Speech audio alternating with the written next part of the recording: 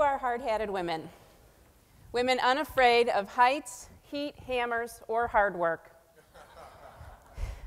Women who fill critical jobs that are vital to our economy, and women who take great pride in their work and in supporting their families. Now, what is Hard-Hatted Women? We are an organization that that accelerates women's advancement in high-demand careers. And since 1979, we've harnessed the collective power of our business and our educational partners to simply match women who need good jobs with employers who need a skilled workforce. Because many of the women who come to us are working, but they're still poor, our result is that we break the cycle of poverty. Women today are now half of our nation's workforce, and many families now rely on the income that we bring home.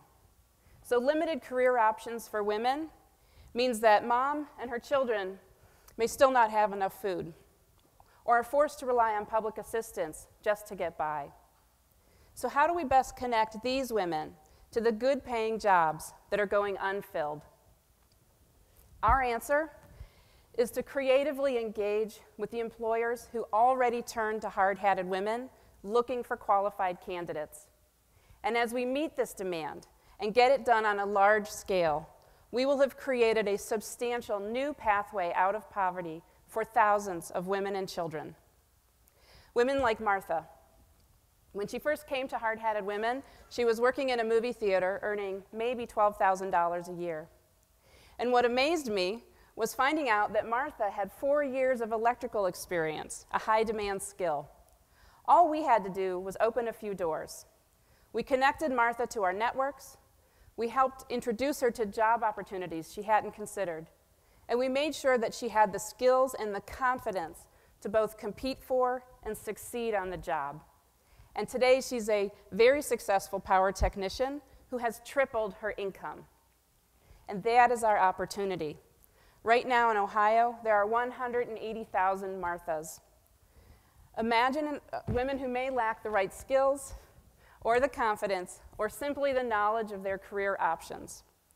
So imagine, instead, as we connect these women to good-paying jobs, the families who no longer need to rely on our tax dollars just to survive, and the children who no longer need interventions to mitigate the impact of poverty on their educational and their health outcomes. We break the cycle. The solution Hard-Hatted Women has put together is like a puzzle. All of the pieces exist. We simply put the pieces together in new ways to get more women into careers that meet employer needs and sustain families. Our innovations have already led to both state and national attention, and demand from both employers and women far exceeds our capacity. And yet we really want to help as many Marthas as possible. So to do that, we have already adopted an entrepreneurial mindset.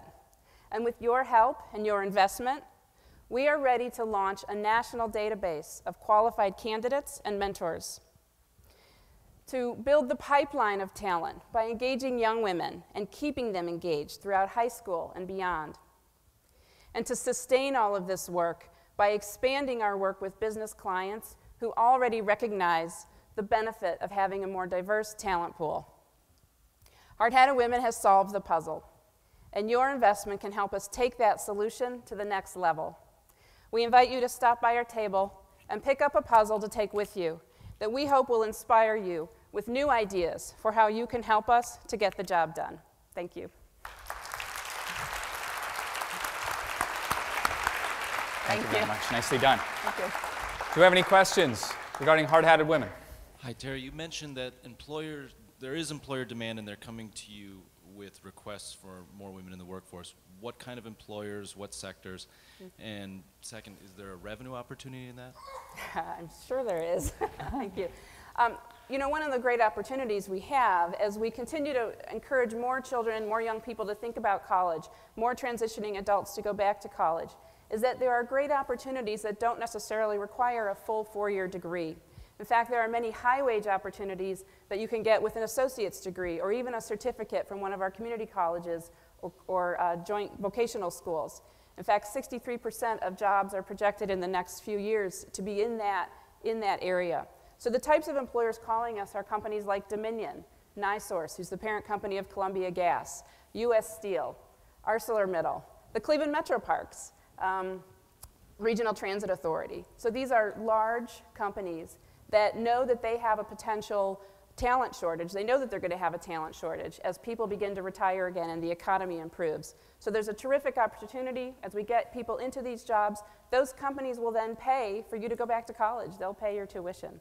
So we are really excited about figuring out how we can match the need. And yes, we fully believe there's a way we can be charging these companies to do what we do. We have to be more savvy in how we get that done. Sir. Terri, Hard-Hatted Women began as an advocacy organization for women who were discriminated against by unions. To what extent is that still part of your agenda, and how do you pursue it? Well, we still work closely. We work in a very interesting area of advocacy with both unions and employers.